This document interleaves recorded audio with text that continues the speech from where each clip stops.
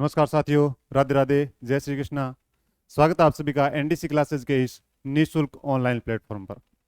तो कैसे हैं आप सभी लोग? उम्मीद करता हूं घर पर स्वस्थ और मस्त होंगे और पढ़ाई भी आपकी निरंतर चल रही होगी।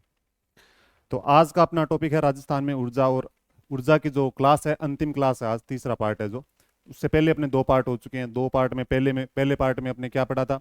कोयला यानी तापीय विद्युत। तापीय विद्युत के अंदर अपने सबसे पहला कौन सा था?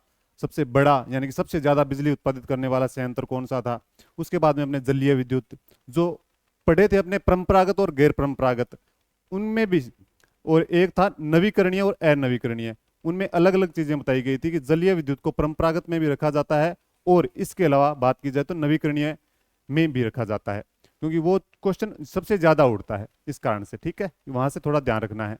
इसके अलावा आपने पढ़ा था जलीय विद्युत हो गया था। इसके अलावा गैस, प्राकृतिक गैस से मतलब गैस से बिजली उत्पादित कहाँ कहाँ पे होती है? सबसे पहला यानी कि राज्य की समय से उत्पादित करने वाला यानी कि समय की भागीदारी से, तो वो था अपना रामगढ़ वाला। अगर बात की जाए केंद्र सरकार द्वारा स्थापित, तो वो कौन सा था? वो भी आपको ध्यान रखना है। इसके अलावा क्या पढ़ा था आपने?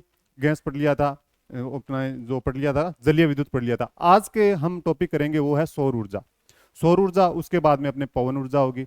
पवन ऊर्जा यानी कि जो मुख्य रूप से क्वेश्चन यहां से उठता है, बार बार पढ़ा होगा, बड़ला पार्क, जो जोधपुर में आता था पहले, लेकिन अब फलोदी में आ रहा है। तो वहां से क्वेश्चन पुटअप होने के सबसे ज्यादा चांसेस है, क्योंकि अब जिला भी चेंज हो गया इस कारण से। तो बड़ला पार्क सर्वाधिक इंपॉर्टेंट है, बार बार पूछा जाता है, कितने फेज में हुआ है वो पूछा जाता है। ठीक है। और इसके अलावा पवन ऊर्जा, पवन ऊर्जा में भी पूछा जाता है। जो कौन सा पूछा जाता है?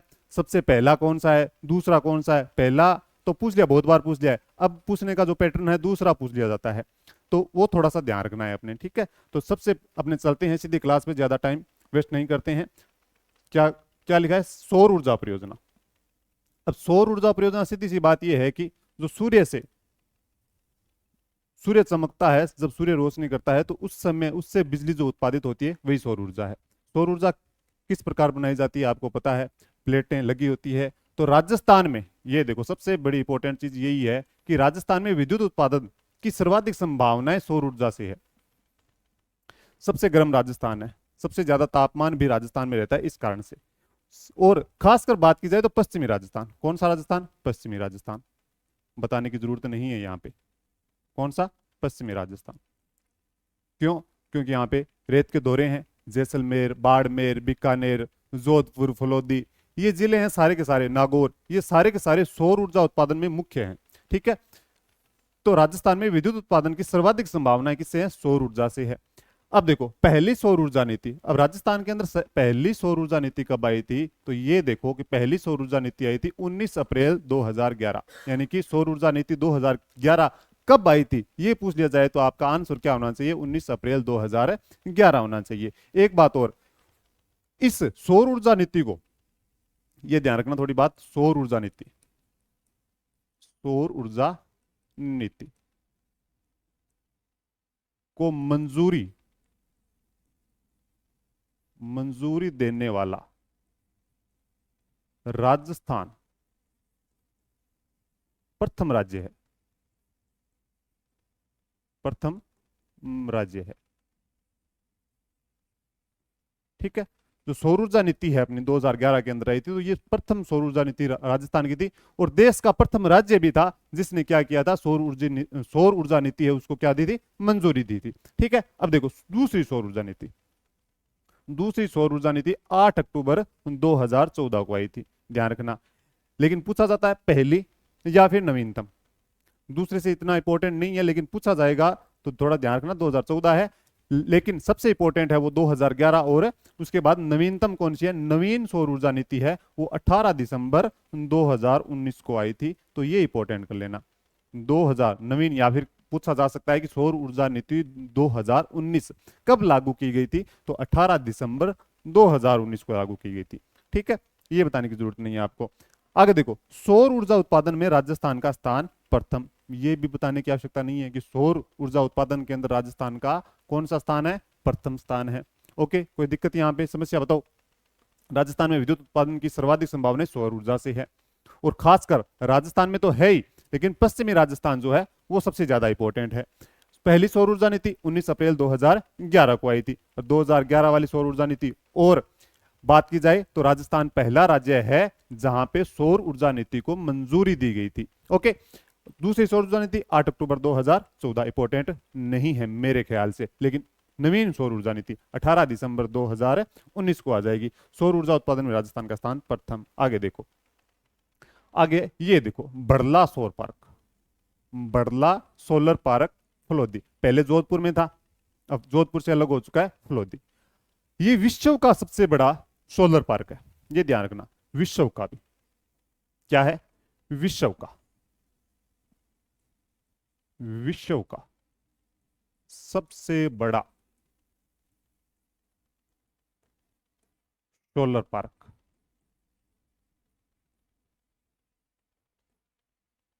राजस्थान का तो होगा ही, राजस्थान का तो होगा ही। विश्व का भी क्या है सबसे बड़ा सोलर पार्क? कौन सा है? बड़ला सोलर पार्क, जो कहां पे है? फलोदी के अंदर है। ठीक है, अब देखो, अब इसके अंदर 4 चरणों में विकसित किया गया है इसको, क्योंकि संभावना भी ज्यादा है तो इसको 4 चरणों में विकसित किया गया है। आगे भी विकसित किया जा सकता है, कोई बड़ी बात नहीं है। अभी हाल फिलहाल में वर्तमान में कितने चरणों में विकसित किया गया है? 4 चरणों में। प्रथम फेज, प्रथम फेज के अंदर देखो, प्रथम फेज में सबसे कम है यहाँ पे, यानी 65 मेगावाट बिजली उत्पादित की गई। प्रथम फेज था, सबसे पहला चरण था, उसको विकसित किया गया था, तो केवल ही केवल कितनी बिजली उत्पादित होती थी? 65 मेगावाट। ठीक है, 65 मेगावाट। किसने की थी? Rajasthan solar park development company.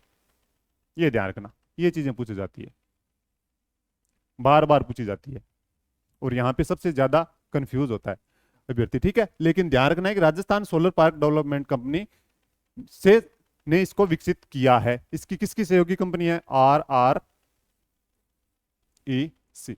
RREC, Rajasthan renewable energy corporation, Rajasthan Akshay ऊर्जा निगम। ठीक है, इसका पूरा नाम क्या है? राजस्थान अक्षय ऊर्जा निगम। इसकी सहयोगी कंपनी कौन सी है? तो Rajasthan solar park development company. अब द्वितीय फेज, अब द्वितीय फेज के अंदर क्या किया गया था? 680 मेगावाट, यानी कि एकदम से इसकी रफ्तार, मतलब उत्पादन क्षमता बढ़ा दी गई थी। कह सकते हैं कि 10 गुना ज्यादा बढ़ा दी गई थी, 680 मेगावाट। इसको भी विकसित करने वाला था Rajasthan solar park development company, जो किसकी सहयोगी है? RREC की सहयोगी कंपनी है। कोई दिक्कत? दोनों में एक जैसी, कोई दिक्कत नहीं। आगे देखो, तृतीय फेज, ये है सबसे ज्यादा। इस फेज में सबसे ज्यादा बिजली उत्पादित की गई, कहां पे? बड़ला में। कहां पे? बड़ला में। तो 1000 मेगावाट, कितनी है? 1000 मेगावाट। IL&FS एनर्जी एवं सौर्य ऊर्जा कंपनी, किसकी है? IL, ये ध्यान रख लेना, IL&FS एनर्जी, ये बहुत इंपॉर्टेंट है। सबसे ज्यादा बिजली उत्पादित कौन से फेज में हुई है? तो तीसरे फेज में होती है, 1000 मेगावाट होती है। करने वाला मतलब इसको विकसित करने वाला कौन सा है? तो IL&FS कंपनी वह सौर्य ऊर्जा कंपनी है, जो किसकी सहायक है? राज्य सरकार की जॉइंट वेंचर कंपनी की सहायक। ठीक है, जॉइंट वेंचर कंपनी द्वारा विकसित है, जॉइंट वेंचर कंपनी की सहायक है, सौर ऊर्जा कंपनी। हो जाएगा याद, कोई दिक्कत नहीं। आगे देखो, चतुर्थ फेज, यानी कि चौथा फेज है, वहां पे 500 मेगावाट, जो नवीनतम फेज है, जो नवीनतम फेज भी है इस कारण से। और यहीं से क्वेश्चन उठा है, पिछली बार भी एग्जामों में बार बार उठा इससे संबंधित क्वेश्चन, करंट से संबंधित भी पूछा जाता है। तो यहां पे देखो कौन कर रहा है? Messrs Adani renewable energy park Rajasthan limited, Adani समूह। कोई दिक्कत नहीं है। चौथा फेज है, किसके द्वारा विकसित किया जा रहा है? अडानी समूह, यानी कि messrs Adani renewable energy park Rajasthan limited. इतना लंबा याद करने की जरूरत नहीं है, केवल आप यहां पे आ जाओ, हो जाएगा याद। अब कितने चरणों में विकसित है? 4 चरणों में विकसित है। प्रथम फेज, द्वितीय फेज, तृतीय फेज और चतुर्थ फेज, ये आ जाएगी चीजें। अब प्रथम फेज तो क्या है? राजस्थान ने स्वयं खुद की भागीदारी से इसको विकसित किया है। अब द्वितीय, तृतीय और चतुर्थ, ये ध्यान रखना, ये कंपनियां तो अलग है, इन्होंने विकसित किया है, किसकी योजना के तहत किया है? ये राज्य सरकार की योजना के तहत। और ये दूसरी और तीसरी और चौथी, ये केंद्र सरकार की योजना है, केंद्र सरकार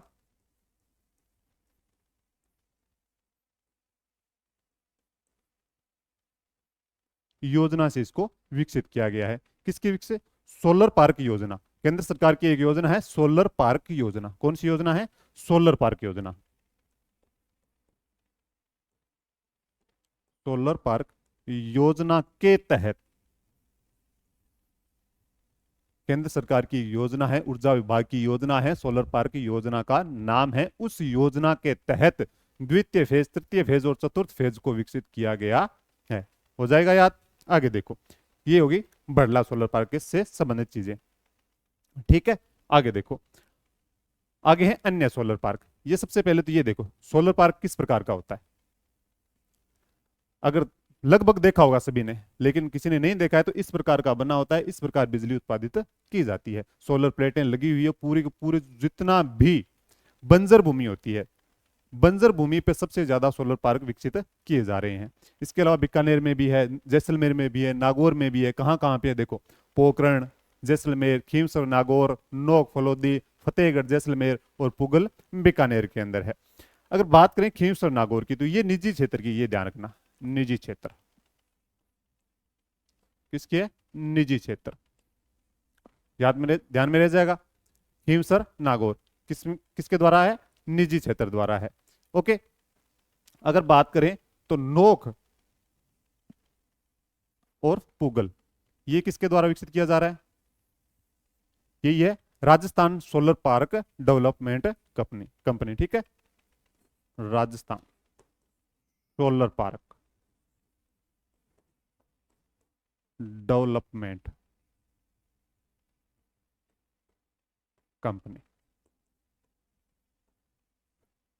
ठीक है, और फतेहगढ़ जैसलमेर, ये किसके द्वारा किया जा रहा है? तो ये अडानी समूह द्वारा किया जा रहा है। ये ध्यान रखना, फतेहगढ़ वाला अडानी समूह द्वारा।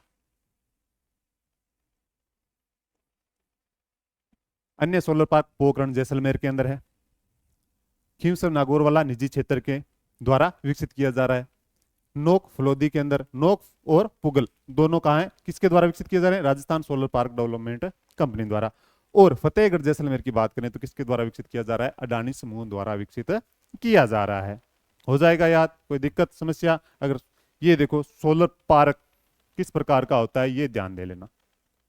अगर किसी के दिमाग में नहीं है किस प्रकार का सोलर पार्क होता है या नहीं होता है, तो बंजर भूमि पे सोलर पार्क लगाए जा रहे हैं। बीकानेर, जैसलमेर, बाड़मेर, जोधपुर, फलोदी, यहाँ पर बंजर भूमि सबसे ज्यादा मिलती है इस कारण से।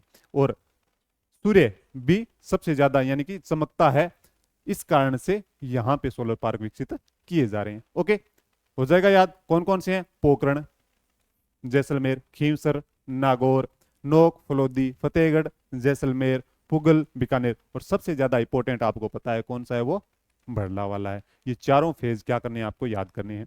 चारों फेज ही इंपॉर्टेंट है। ये मत कर लेना कि सर चतुर्थ फेज इंपॉर्टेंट है और प्रथम इंपॉर्टेंट है। नहीं, चारों के चारों फेज इंपॉर्टेंट है। प्रथम, द्वितीय, तृतीय और तृतीय तो खास इंपॉर्टेंट क्यों है? कि सबसे ज्यादा बिजली उत्पादन किससे हो रही है? इसी फेज से हो रही है, इस कारण से। आगे देखो, आगे है देश का प्रथम सौर ऊर्जा संयंत्र। यहां से क्वेश्चन उठता है, यहां से क्वेश्चन उठता है। देश का प्रथम सौर ऊर्जा संयंत्र कहां पे है? मथानिया, बहुत बार पढ़ा होगा आप। और है कहां पे? जोधपुर ग्रामीण में। मथानिया जोधपुर ग्रामीण में है। ओके, और बात की जाए तो राज्य का पहला सौर ऊर्जा से विद्युतीकृत गांव नया गांव, कौन सा गांव है? नया गांव है कहां पे? जयपुर ग्रामीण में है। पहले जयपुर में था, लेकिन अब कहां पे है? जयपुर ग्रामीण।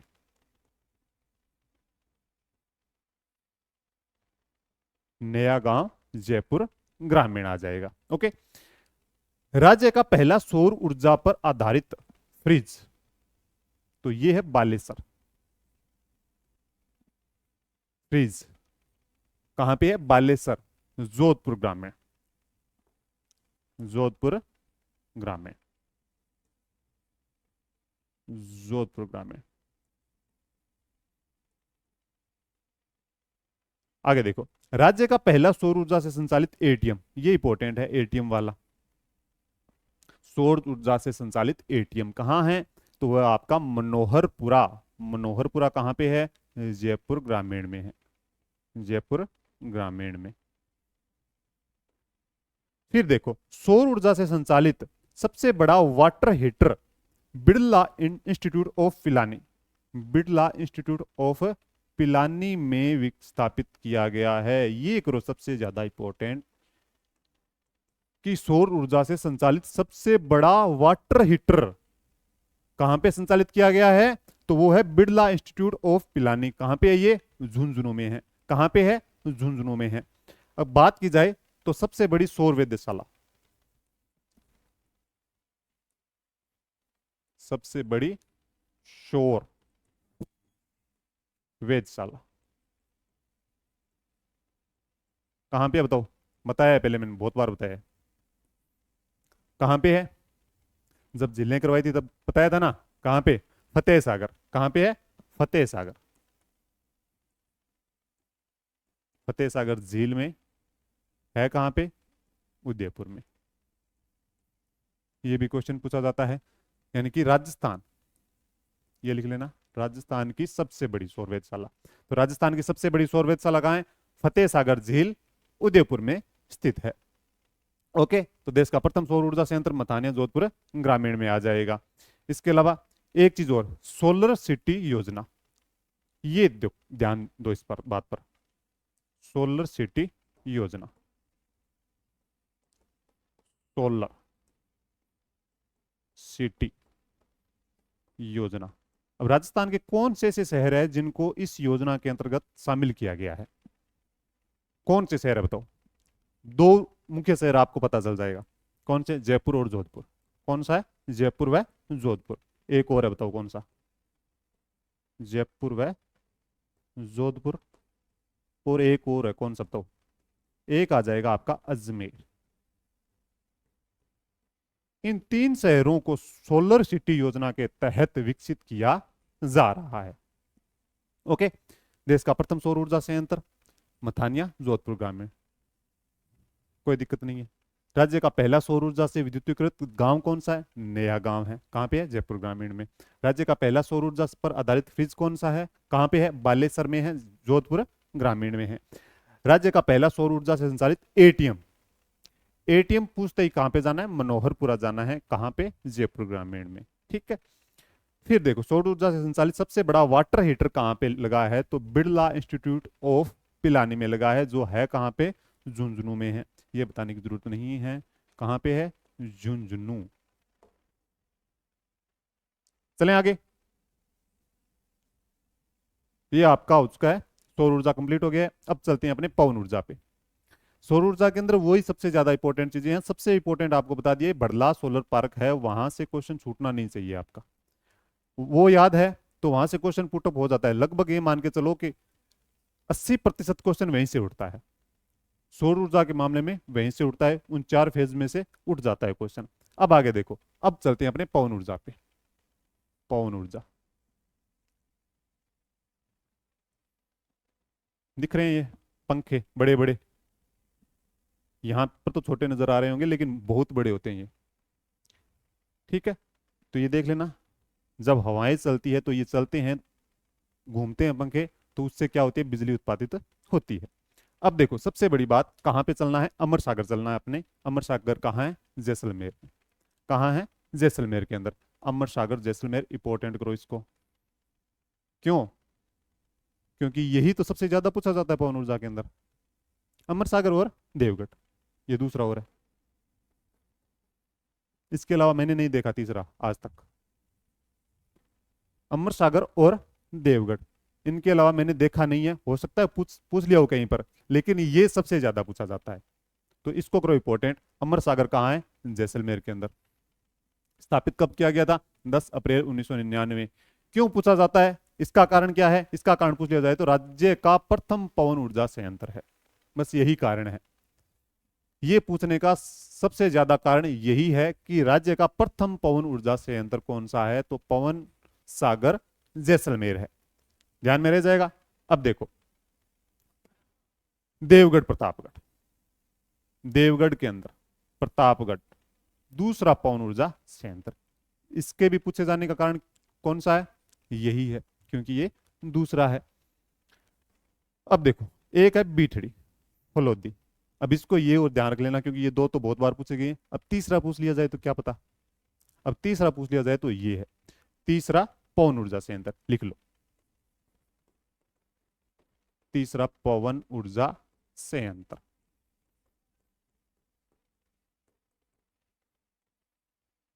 ओके।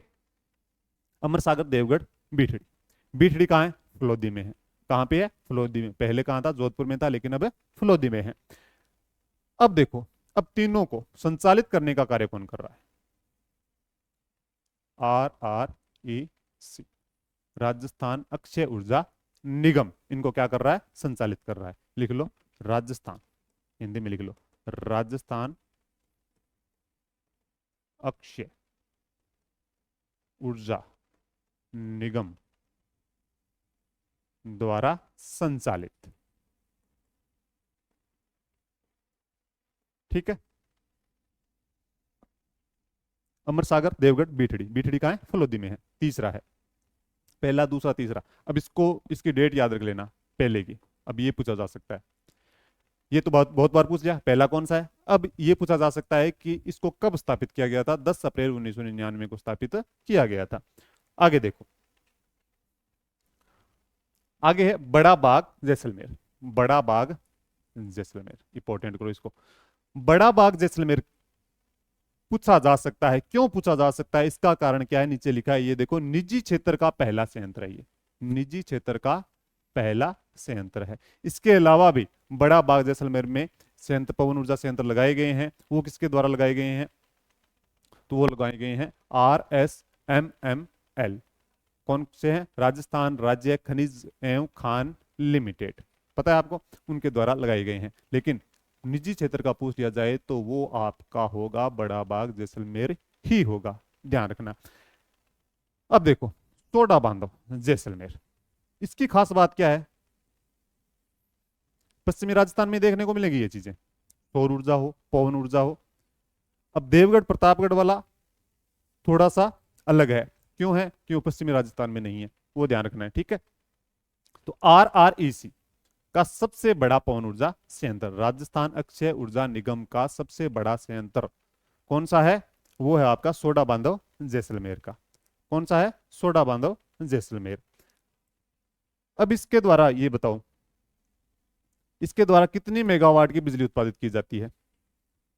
पहले में इंपोर्टेंट नहीं था, लेकिन बात की जाए सोडा बांधव जैसलमेर की, इसके द्वारा कितनी बिजली उत्पादित की जाती है? तो 25 मेगावाट, 25 मेगावाट की बिजली उत्पादित की जाती है। मोगला जैसलमेर, ये इंपॉर्टेंट क्यों है? कि राज्य का सबसे बड़ा पवन ऊर्जा संयंत्र कौन सा है?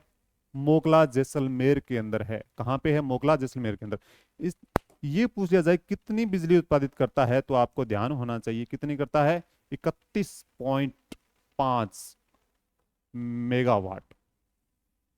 ये नहीं पूछा जाएगा 31.5 मेगावाट करता है या नहीं करता, ये जरूर पूछा जाएगा कि सबसे ज्यादा कौन करता है, और पूछा नहीं गया है क्वेश्चन।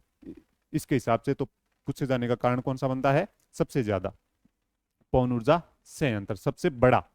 तो सबसे बड़ा क्यों है? क्योंकि 31.5 मेगावाट की बिजली उत्पादित करता है। अब सोडा बांधव जैसलमेर 25 मेगावाट करता है। RREC यानी कि राजस्थान अक्षय ऊर्जा निगम का सबसे बड़ा पवन ऊर्जा संयंत्र है। और मोकला जैसलमेर राज्य का सबसे बड़ा पवन ऊर्जा संयंत्र है। अब ये किसके द्वारा संचालित है? तो ये है RSMML, राजस्थान राज्य खान एवं खनिज एवं खान लिमिटेड आ जाएगा। अब देखो, बड़ा बाग जैसलमेर, ये बताया था निजी क्षेत्र का पहला संयंत्र है। किसके द्वारा स्थापित है निजी क्षेत्र? तो ये है कालानी इंडस्ट्रीज।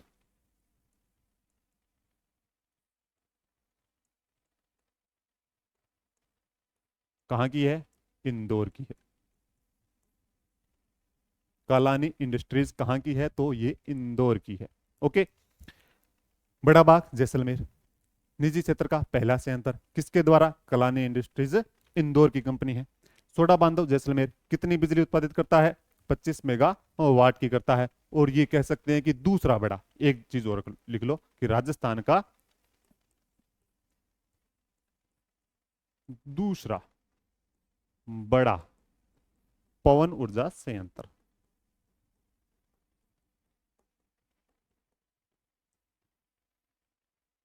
हो जाएगा। और राजस्थान अक्षय ऊर्जा निगम का सबसे बड़ा हो जाएगा। अब देखो मोकला जैसलमेर किसके द्वारा संचालित है? RSMML। ओके, राज्य का सबसे बड़ा पवन ऊर्जा संयंत्र क्यों है? क्योंकि 31.5 मेगावाट की ऊर्जा उत्पादित करता है। अब देखो हर्ष पर्वत, ये कहां पे है? सीकर में है। कहां पे है? सीकर में है। ये किसके द्वारा संचालित है? Aircon energy. एयरकॉन एनर्जी कितनी करता है? तो 12 मेगावाट की बिजली उत्पादित करता है। ठीक है, 12 मेगावाट। बस इतना ध्यान रखना है कि हर्ष पर्वत पर भी क्या होती है? पवन ऊर्जा संयंत्र है। और किसके द्वारा किया जाता है? एयरकॉन एनर्जी द्वारा किया जाता है। ये ध्यान रखना, इसके अलावा कुछ चीज इंपॉर्टेंट नहीं है। हो गई चीजें ये। पवन ऊर्जा अमर सागर आ जाएगा, फिर देवगढ़ आ जाएगा। ये प्रतापगढ़ वाला थोड़ा अलग है। क्यों है? क्योंकि ये पश्चिमी राजस्थान में नहीं है, इस कारण से। लेकिन दूसरा है, इस कारण से इंपॉर्टेंट है। फिर आ जाएगा बीठड़ी फलोदी जो तीसरा है। फिर बड़ा बाग क्यों इंपॉर्टेंट है? सोडा बांधव क्यों इंपॉर्टेंट है? और मोकला क्यों इंपॉर्टेंट है? इसके अलावा हर्ष पर्वत किसके द्वारा संचालित है? तो एयरकॉन एनर्जी द्वारा संचालित है। इसके अलावा इंपॉर्टेंट नहीं है पवन ऊर्जा संयंत्र के अंदर। आगे देखो, आगे है राजस्थान की प्रथम पवन ऊर्जा नीति। राजस्थान की प्रथम पवन ऊर्जा नीति कितनी कौन सी है? तो वो है 2012। राजस्थान की प्रथम पवन ऊर्जा नीति 2012। लेकिन इससे भी इंपॉर्टेंट क्या है? इससे भी इंपॉर्टेंट है ये। क्यों है? क्योंकि इसका नाम देखो, राजस्थान पवन एवं हाइब्रिड ऊर्जा नीति। नाम ध्यान देना इस बात पर कि राजस्थान पवन एवं हाइब्रिड ऊर्जा नीति, पवन एवं हाइब्रिड दोनों नाम आ चुके हैं। तो वो कब की लागू है? तो 18 दिसंबर 2019 को। 18 दिसंबर 2019 को। एक चीज हो, 18 दिसंबर 2019 को कौन सी नीति लागू की गई थी? बताओ। एक और थी, कौन सी थी? नवीनतम सौर ऊर्जा नीति नहीं थी क्या? बताया था अभी, भूलना नहीं है। अब ये बताओ कि 2024-25 के तहत पवन ऊर्जा से कितनी, यानी कि संभावना या फिर कितनी लक्ष्य रखा गया है कितनी बिजली उत्पादित करने का? तो वो है आपका 4000 मेगावाट। 4000 मेगावाट। अगर सौर ऊर्जा नीति के तहत पूछ लिया जाए तो सौर ऊर्जा नीति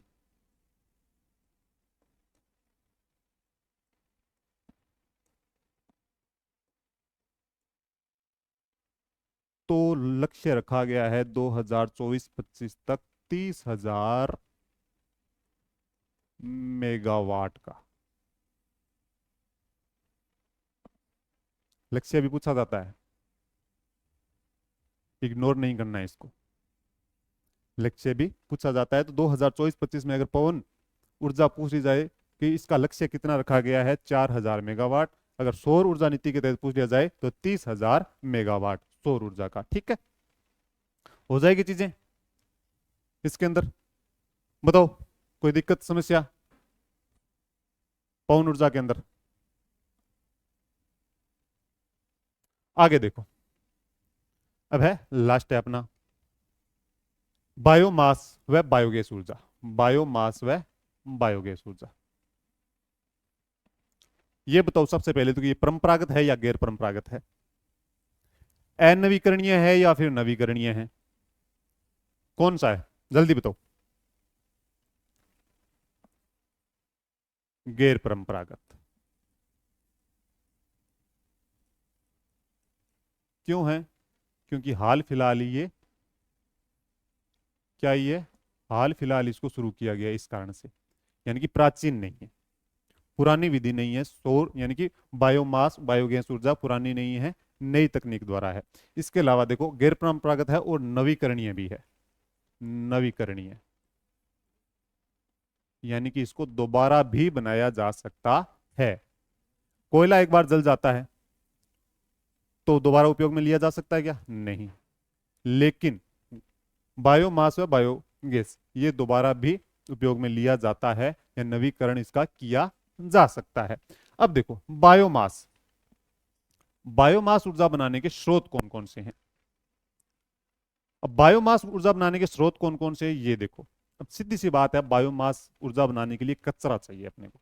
क्या चाहिए? कचरा चाहिए। कहीं से भी उठाओ, कचरा उठाओ, चावल की भूसी, विलायती बबूल, सरसों की तूड़ी, कपास के डंठल, कुछ भी मिले आपको, कचरा इधर उधर से कहां से कहीं से भी मिले, तो उससे क्या बन जाएगी? आपकी बायोमास ऊर्जा बन जाएगी। यानी कि ये स्रोत है बायोमास ऊर्जा बनाने के।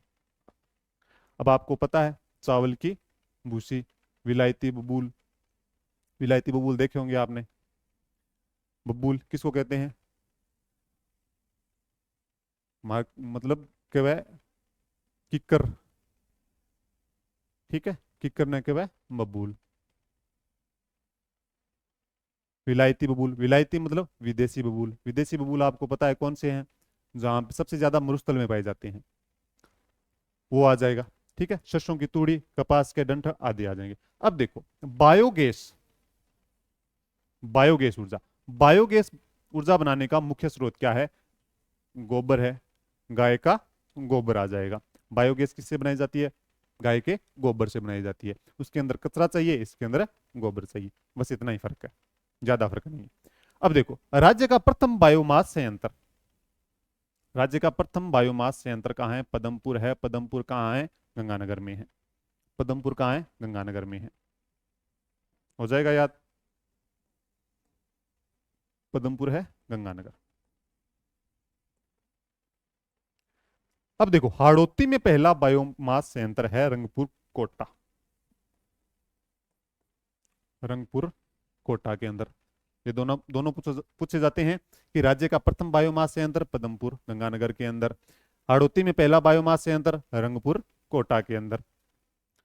अब देखो कचरे से बिजली, कचरे से बिजली बनाने का संयंत्र, यानी कि सीधी बात बायोमास वाला है। क्या बनाया जाता है? बायोमास ऊर्जा बनाई जाती है। तो कहां पे है? जयपुर में है। कचरे से बिजली उत्पादित की जाती है।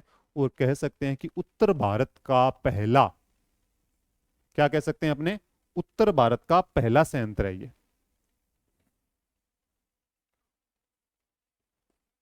उत्तर भारत का पहला संयंत्र कौन सा है? कचरे से बिजली बनाने का संयंत्र, वो कहां पे है? जयपुर में है। आगे देखो राज्य का प्रथम, राज्य का प्रथम सरसों की खल से पर आधारित बिजली घर, सरसों की खल होती है ना, उसके ऊपर, सरसों देखिए, सरसों से तेल निकलता है, जो कचरा बचता है पीछे उसको बोला जाता है खल, पता है सबको। तो उस पर आधारित बिजली घर बनाया गया है खेड़ली। कहां बनाया गया है? खेड़ली में बनाया गया है। खेड़ली कहां है? अलवर में है। खेड़ली अलवर में है। राज्य का प्रथम सरसों की खल पर आधारित है बिजली घर खेड़ली अलवर में। ओके। बायोमास ऊर्जा बनाने के स्रोत चावल की भूसी, विलायती बबूल, सरसों की तूड़ी, कपास के डंठल, कुल मिला के कचरा चाहिए। बायोगैस ऊर्जा बनाने के मुख्य स्रोत गाय का गोबर आ जाएगा। फिर देखो राज्य का प्रथम बायोमास संयंत्र पदमपुर, वो जो गंगानगर में है। हाड़ौती का पूछ लिया जाए तो रंगपुर कोटा में है। इसके अलावा कचरे से बिजली बनाने का संयंत्र जयपुर में है। और ये उत्तर भारत का पहला संयंत्र है।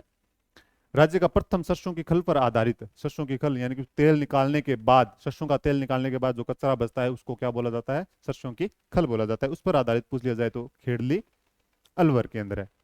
ठीक है, ये आ जाएगा आपका। और पूछ लिया जाए आपसे कि बायोमास,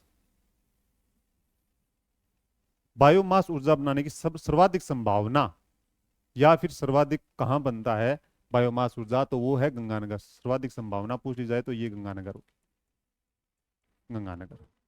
ठीक है। बायोगैस पूछ ली जाए तो इसकी संभावना उदयपुर में, सर्वाधिक संभावना उदयपुर में।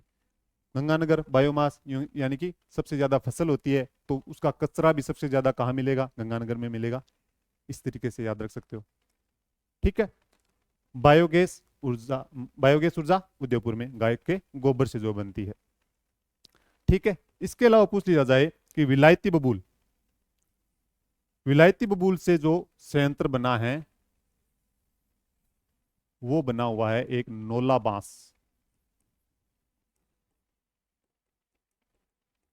अजमेर, यानी कि जो विलायती बबूल से बायोमास ऊर्जा बनाने का संयंत्र लगा है वो कहाँ लगा है? नोला बांस कहाँ लगा है? अजमेर में लगा है। तो ये चीजें हो गई अपनी। बताओ इसके अंदर बायोमास ऊर्जा बनाने का स्रोत आ गया, ये चीजें गैर परंपरागत है और नवीकरणीय भी है। बताओ इसके अंदर कोई दिक्कत? आगे देखो, आगे अपना ऊर्जा विकास के लिए योजनाएं। अब योजनाएं कौन कौन सी चलाई गई है? अब राजस्थान में ऊर्जा है तो ऊर्जा के विकास के लिए कौन कौन सी योजनाएं चलाई गई है वो देखो। तो दीनदयाल उपाध्याय ग्राम ज्योति योजना, ये क्यों इंपॉर्टेंट है? ये चारों की चारों इंपॉर्टेंट है, ध्यान रखना। ये चारों की चारों, दीनदयाल उपाध्याय ग्राम ज्योति योजना, कुटीर ज्योति योजना, उदय योजना और कुसुम योजना, ये चारों इंपॉर्टेंट है। क्यों इंपॉर्टेंट है वो देखो। दीनदयाल उपाध्याय ग्राम ज्योति योजना, ग्राम ज्योति योजना ये क्या है? जो ग्रामीण उपभोक्ता है वहां तक बिजली पहुंचाने का काम करती है। ये योजना क्या करती है? 2015 में आई थी, से प्रारंभ है और गांवों तक, या फिर कह सकते हैं कि गांव के उपभोक्ताओं तक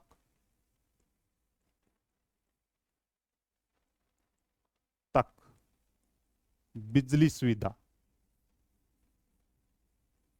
सुविधा प्रदान करती है और बिजली सुविधा प्रदान भी करती है और उसको क्या करती है? सुदृढ़ बनाने का भी कार्य करती है। ठीक है, जो जो विद्युत का नेटवर्क है उसको सुदृढ़ बनाने का काम भी कौन सी योजना करती है? तो वो यही करती है, दीनदयाल उपाध्याय ग्राम ज्योति योजना, जो 2015 से शुरू है। गांव के उपभोक्ताओं तक बिजली सुविधा प्रदान करना और विद्युत नेटवर्क को सुदृढ़ बनाना भी इसका लक्ष्य है। क्या लिख सकते हो? विद्युत नेटवर्क को सुदृढ़ बनाना, सुदृढ़ बनाना, ये इसकी खास चीज है। अब है कुटीर ज्योति योजना, ये किसके लिए इंपॉर्टेंट है? ये इंपॉर्टेंट है जो भी बीपीएल में आते हैं, बीपीएल परिवार है, एससी एसटी और ओबीसी। लिखो कि बीपीएल परिवार,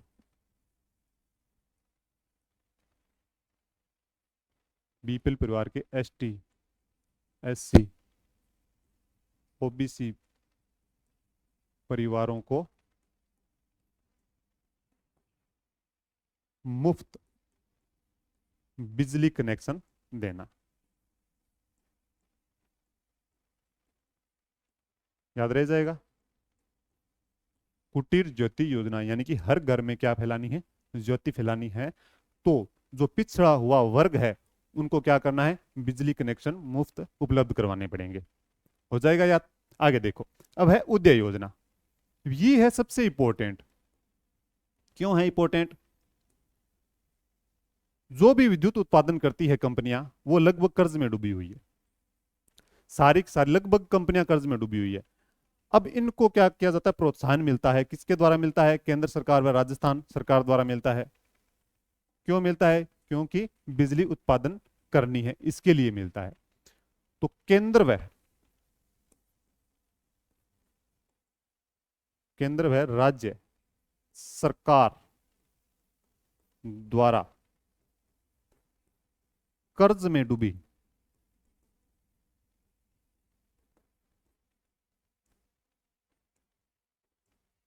कंपनियों को वित्तीय सहायता प्रदान करना।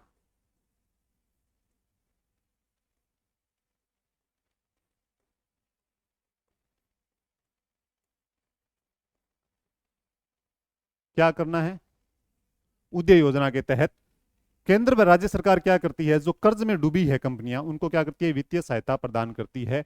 यानी क्या करती है? उन कंपनियों का उदय करती है। क्या करती है? उन कंपनियों का उदय करती है। कौन करती है? केंद्र व राज्य सरकार मिलकर करती है, जिससे बिजली उत्पादित की जा सके।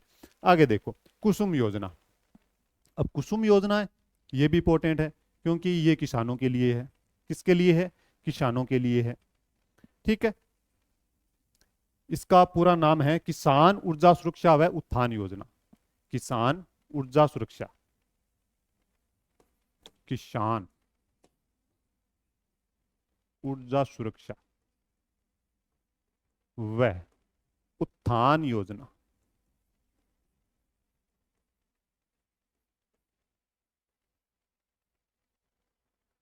अब जो किसान सोलर पंप लगवाते हैं उनको क्या मिलता है? अनुदान मिलता है। राज्य सरकार भी देती है और केंद्र सरकार भी देती है। तो इस योजना के तहत लिख सकते हो कि सोलर पंप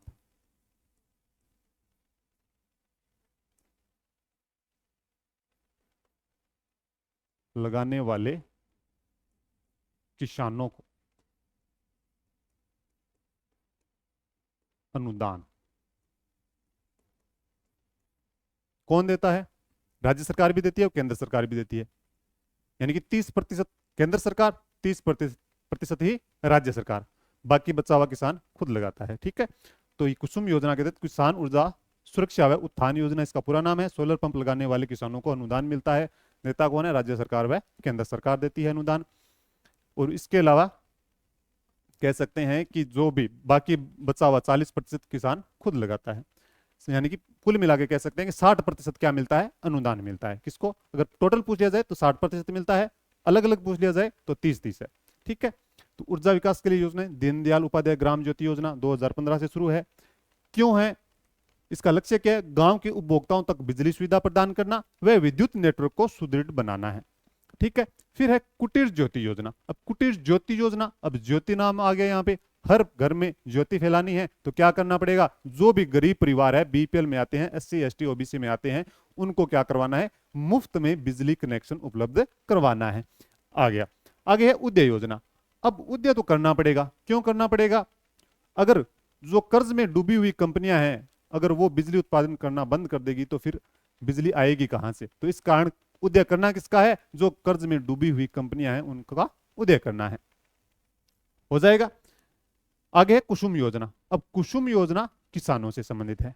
कुसुम योजना किससे संबंधित है? किसानों से संबंधित है। इसका पूरा नाम क्या है? किसान ऊर्जा सुरक्षा व उत्थान योजना है। जो भी किसान सोलर पंप लगवाते हैं उनको अनुदान देती है। कौन देती है? केंद्र व राज्य सरकार देती है। कितना?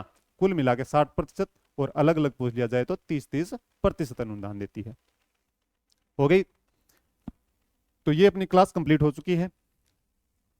कुल मिला के ऊर्जा भी कंप्लीट हो चुका है अपना। खनिज कंप्लीट हो गया, ऊर्जा भी कंप्लीट हो गया। अब आगे जो क्लास होगी अपनी, जो होगी पर्यटन की क्लास। तो राजस्थान में पर्यटन, पर्यटन के बाद परिवहन भी आ जाएगा। एमसीक्यू भी साथ साथ में होते चले जाएंगे, कोई दिक्कत नहीं है। तो बताओ कैसी लगी क्लास? अच्छी लगी है तो लाइक करना है, कमेंट करना है और शेयर भी करना है। इसके अलावा आपको जो पीपीटी है वो टेलीग्राम चैनल पर शेयर कर दी जाएगी, तो वहां पर जाके आप क्या कर सकते हो? एनडीसी क्लासेस, ध्यान रखो थोड़ा सा नाम सही लगाना है, एनडीसी क्लासेस, इस नाम से अगर सर्च करोगे तो आ जाएगा। तो वहां पे जाके आपको क्या करना है? ज्वाइन करना है, टेलीग्राम चैनल ज्वाइन करना है। इसके अलावा आपको अपना यूट्यूब चैनल अगर सब्सक्राइब नहीं कर रखा है तो वो भी सब्सक्राइब करना है। ठीक है, तो बताओ कैसी लगी क्लास? लाइक करना है, कमेंट करना है और शेयर भी करना है।